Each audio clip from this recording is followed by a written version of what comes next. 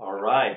Hello out there in Webland. So my name is Chris Craig. I spend most of my time at Sierra Tucson working as a trauma therapist using EMDR and somatic experiencing. But something that's near and dear to my heart is how do we become men? What does it mean to be a man? How do we express healthy masculinity? And this is a question that I've been asking myself for many years. And when people say, "Hey, Chris, when did you become a man?" I sometimes scratch my head and I say it was when I turned about 40 years old. I see a lot of older men who are just little kids running around in adult bodies, pursuing the messages that they received as young people about how to access their manhood, and oftentimes that really leads people astray.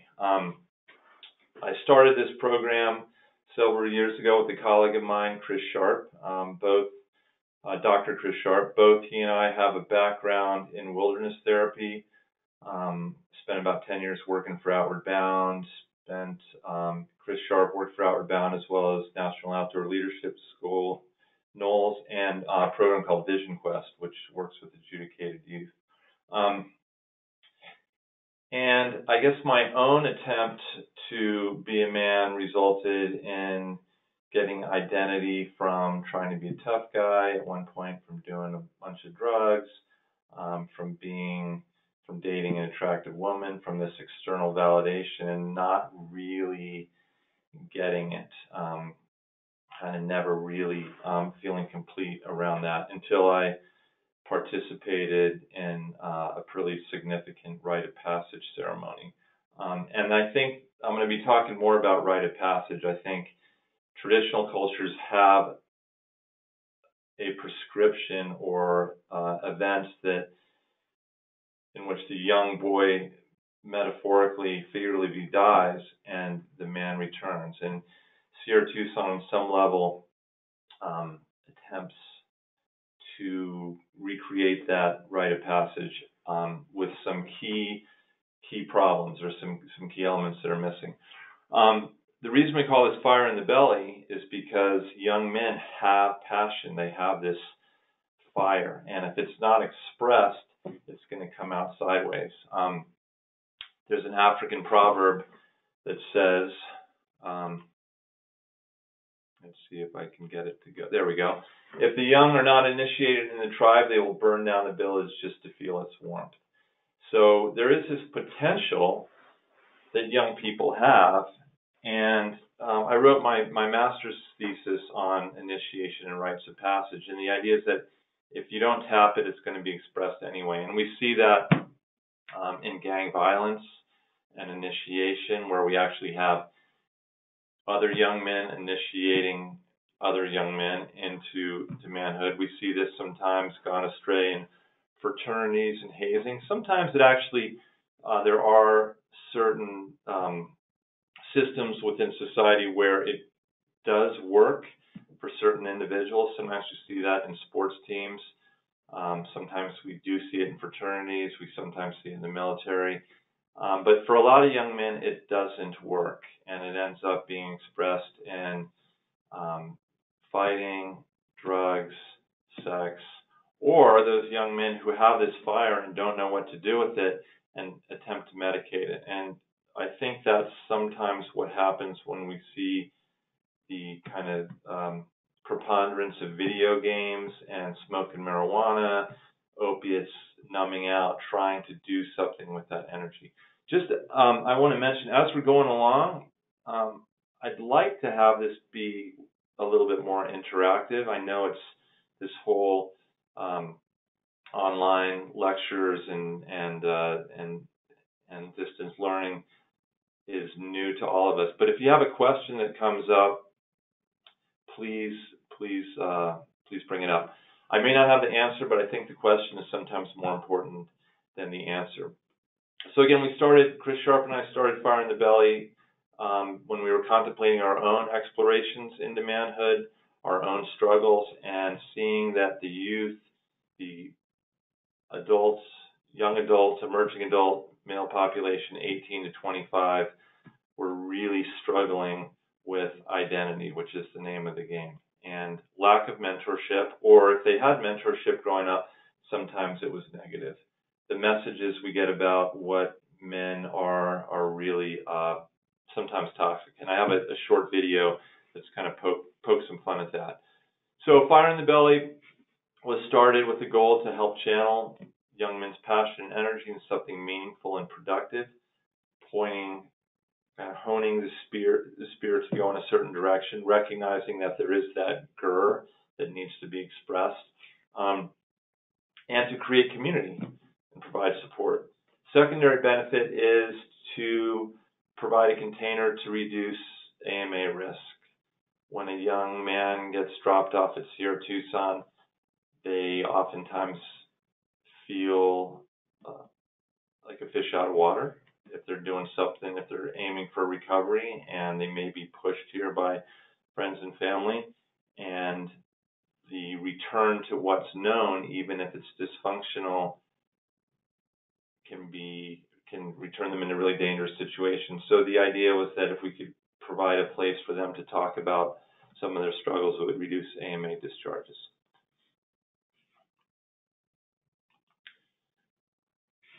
The kind of theoretical underpinning of this, I was a big fan of Erik Erikson and the identity versus role confusion.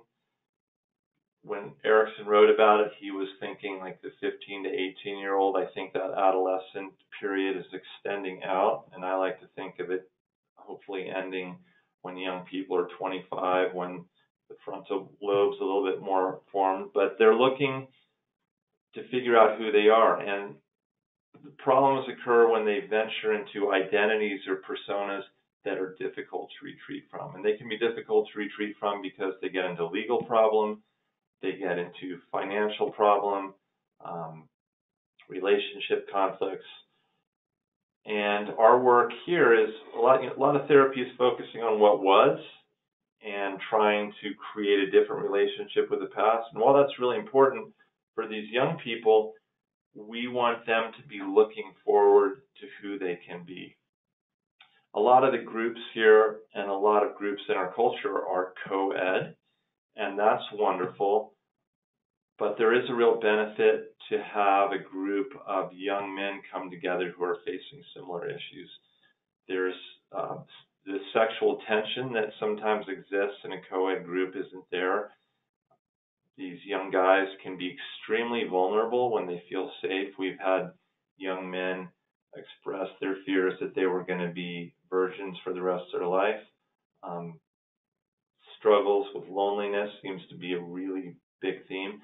And the other cohort that they're often involved with is a mixed demographic group. And so having a bunch of young guys who are the same age versus young guys and old guys has its benefit as well.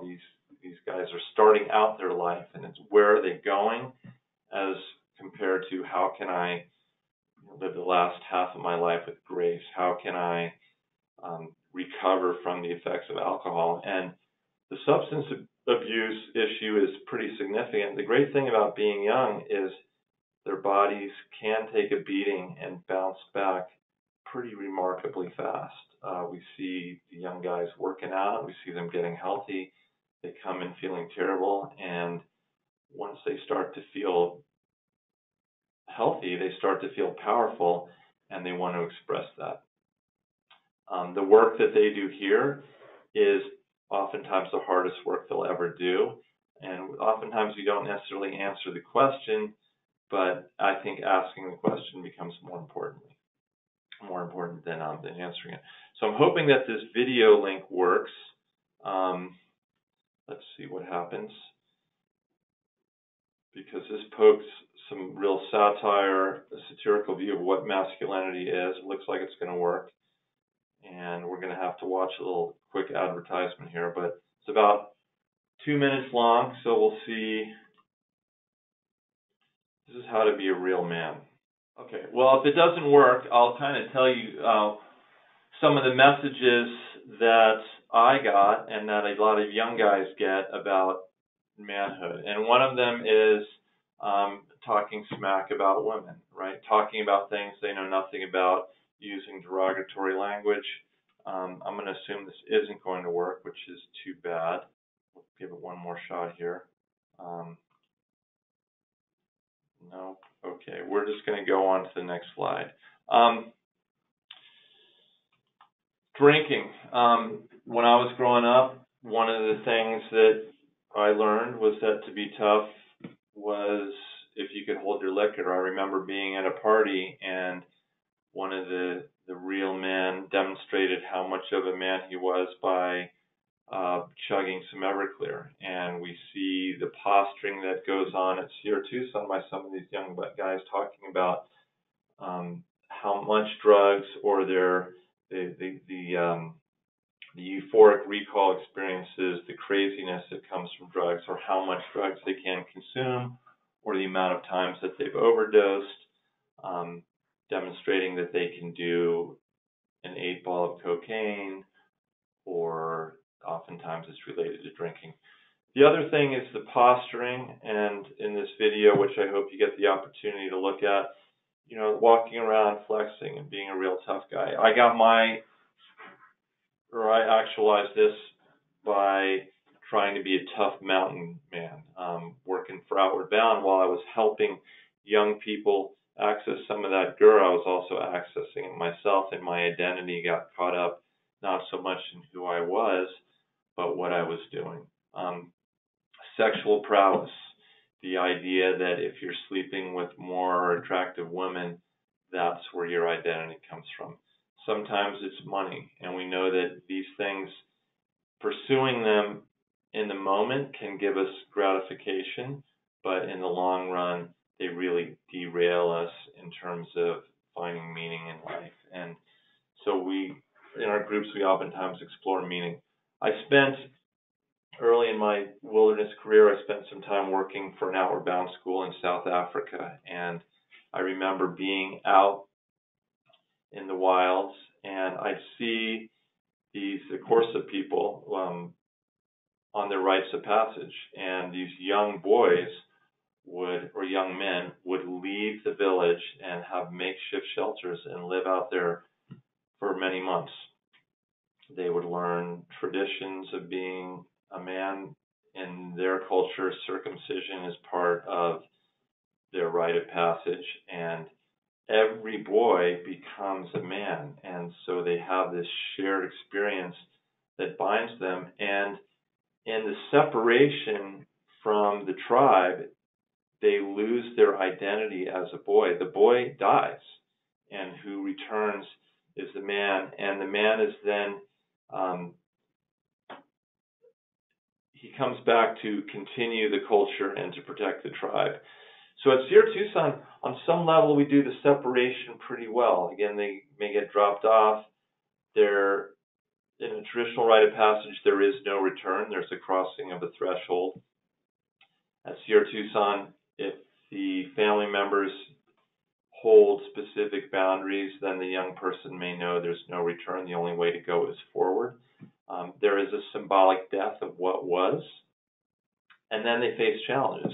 And I say that therapy is not for sissies. The work that a young individual engages in at Sierra Tucson may be the hardest thing that they've ever done. They need to really challenge the past, challenge preconceived notions, and move forward. They meet mentors along the way, and this happens throughout the world. Every culture has rites of passage. We see it in contemporary movies and imagery too. We think about Star Wars, Luke Skywalker, Frodo, Harry Potter, all these things, separation from what was, having specific challenges that increase one's skill level, one's ability to face new challenges. And then the last part, which is perhaps the crux here, is the return. Oftentimes we see our young person returning to the same environment, and their peers did not go through a similar experience, and so their ability to relate and have that common experience was based upon what was and not on this potentially pivotal experience. in the Corsa tradition, when the young boy, now man, returns, they burn their clothes, they burn the structure that they were living in, they remove the white clay, and then they return as men with a new name and a purpose. And they've gone through this transformation. In our culture, that is oftentimes lacking. So our Fire in the Belly group, the boys come in, and they're boys, 18 to 25, and a lot of times they haven't really explored some of these issues. Identity, who they are. Oftentimes it's messages they got about who they should be from their parents. But I think potentially the biggest problem is what's going on social media and internet porn, and that identity being wrapped up in what they're seeing on the screen. As a species, we are incredibly vulnerable, or we pick up on imagery, and the imagery that we get tricks our brain into thinking that it's actually full engagement, and it's a taste of engagement, but it doesn't fully activate the person. I think with the COVID crisis, this is becoming even more of a problem. I ask the young men I'm working with, what's the biggest challenge facing you? And isolation, the internet, and loss of identity, or identity, a misconstrued identity that's portrayed on the internet. The other thing is, the question is we might ask is, what's your biggest fear? And loneliness is a big piece. And one of the activities that we sometimes engage in is I give them a piece of pine, and they'll paint a picture of the barriers on it that are getting in the way of them being successful. And usually that's the immediate crisis that they're focusing on: the sex, the drugs, flunking out of school, problems with their parents. And that's really important to focus on, but what we like our young guys to focus on also is what's beyond that. And part of this task is, after drawing their challenge on this piece of wood, is to break it with their hands, so they get to access some of that fire, right? That's a really powerful group bonding activity where they can cheer each other on, and breaking the board with their hand. And when you're facing a barrier, it's important to face the barrier, but it's also really important to focus what's on the other side. I see time and time again that people put all their energy into recovery, which is really important. But what is recovery leading you to doing? What's the end game, end goal? And that might be getting clean so you go back to school. It might be getting clean so you can have healthy relationships. It might be getting clean so that you can regain the trust of your family. But just the act of avoidance of substance and abstinence is not going to lead them to meaning and purpose. We also talk a lot about the secondary gain of engaging in those activities. Secondary gain being, if you're a really successful drug addict and you give that up, then you might not be that successful at being a student, or being a lover, or being a warrior. I talk about, if you don't put the ball in the air, you're never going to make the basket. And if you haven't put the ball in the air, you're going to be pretty terrible at it. Things that we haven't done, we're not that good at.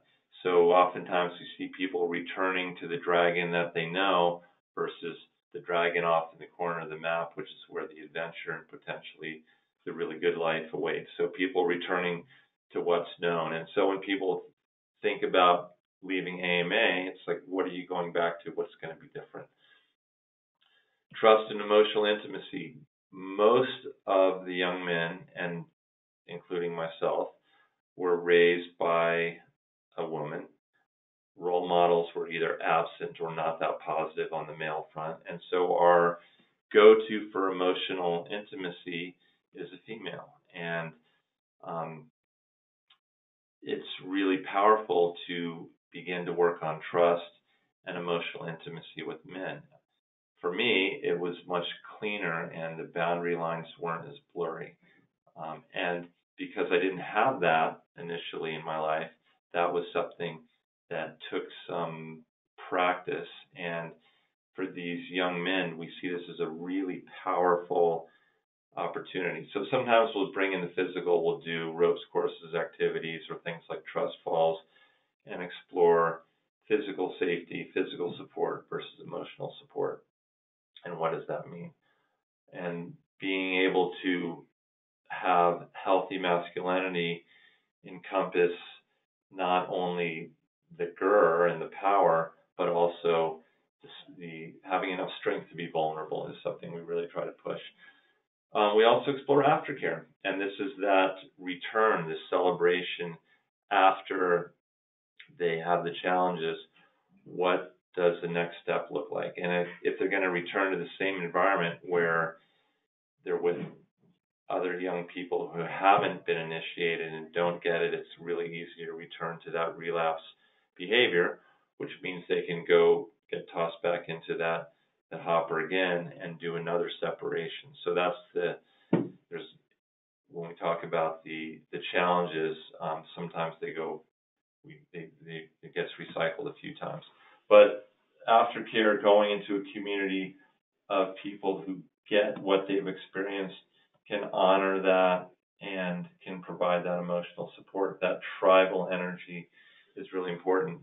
And this is beginning to gain some traction in in the world outside of treatment. There's a program called Boys to Men in Tucson. It's actually nationwide, which is in school systems.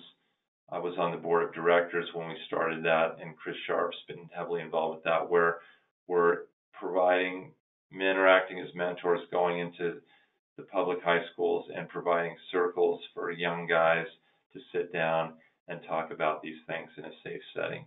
Having that mentorship from a healthy adult male, and again, we don't have the answers, but being able to provide support and the questions and the validation, the mirroring, that they can actually talk about these things. Some of the messages that young guys get is that it's not okay to cry. It's not okay to show emotions. I'm working with a young man in my private practice, and his model for success is to be stoic. And so he's gotten really good at stuffing down emotions. And we know that when we stuff, eventually that erupts, and that erupts for him. Again, we come back to the COVID situation where young men did have the opportunity to express some of that fire in the sporting arena, whether it's the football field, the basketball field, MMA, gyms, running. People can still run, but the lifting weights, that healthy competition, I think that is a problem. And I want to touch on, and I did a whole presentation on this before, on internet porn and how that is leading us to a really warped perception of what relationships are. The brain picks up on the visual and gets cued, and the dopamine gets fed into the brain.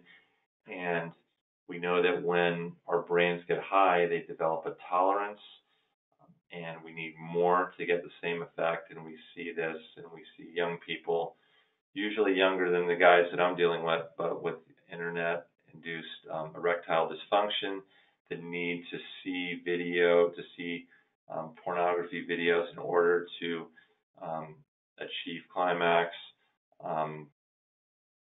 spending more time pursuing those relationships than real relationships because the success and there's immediate gratification.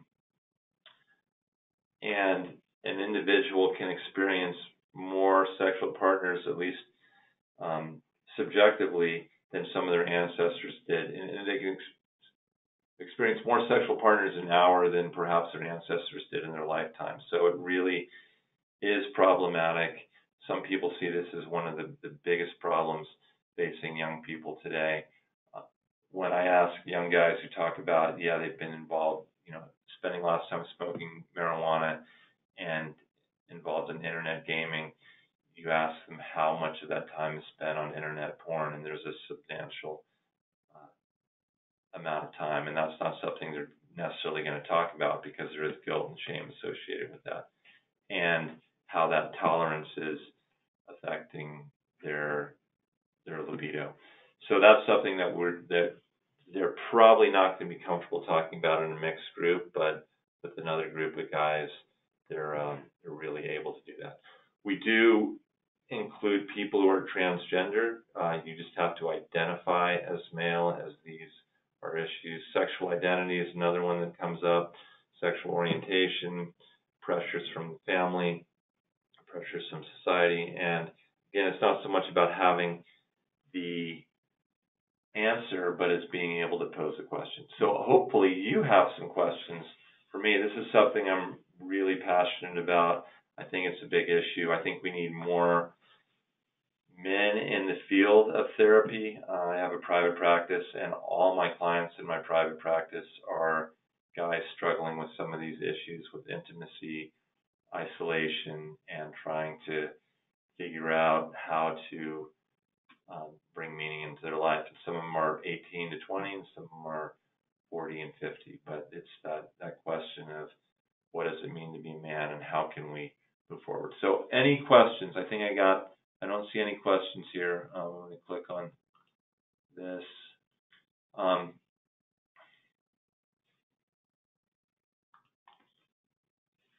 So any thoughts out there? I know that some of the clients I've dealt with, when they say they've dealt with female therapists, they haven't been able to talk about these things. I think, again, having a support system that is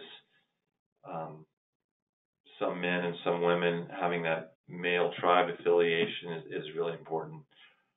But if there are any questions, now's the time to put them out there, or thoughts. I got a question here. Let me see if I can get this to work. Symbolic death. The symbolic death can be recognizing if something is working or not working, letting go. I have one of my animal totems is the owl, and I was involved in Native American ceremony, and I oftentimes ask my residents, what aspect of yourself needs to die in order for you to move forward? What are the boys and men supposed to aim for? The list of non-working targets is interesting. So what will work? So we oftentimes ask our clients, when have you felt powerful? What has been a success for you? And usually it involves some struggle. It might be climbing a mountain. It might be surfing. It might be engaging in something when they felt academically successful. And so, yeah, it's really important to look at what's not working, but also what has been working. I used to be a middle school teacher, and so I oftentimes talk about the multiple intelligence model.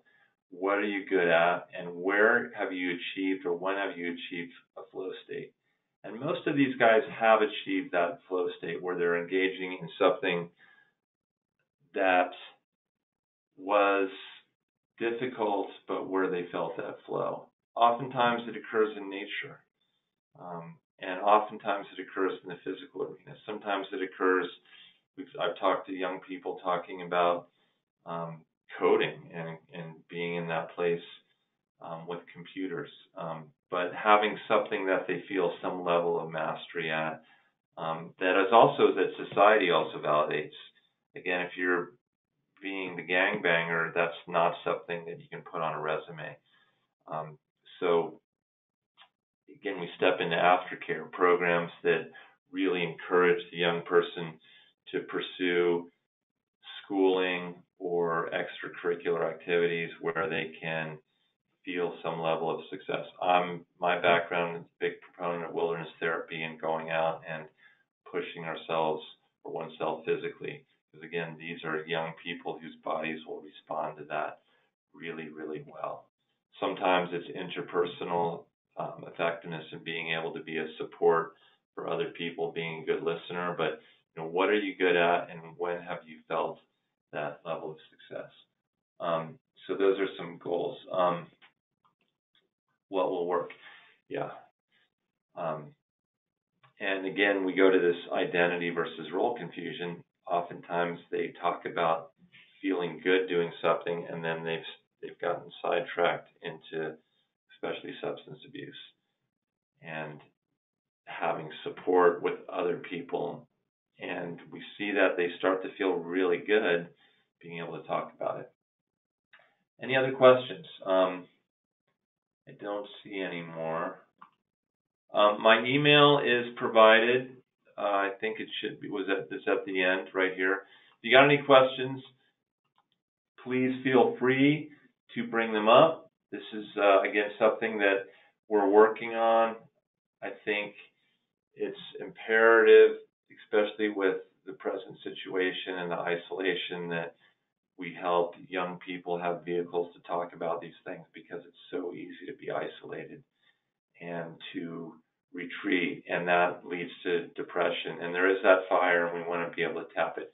Thank you very much, and I look forward to hearing from some of you.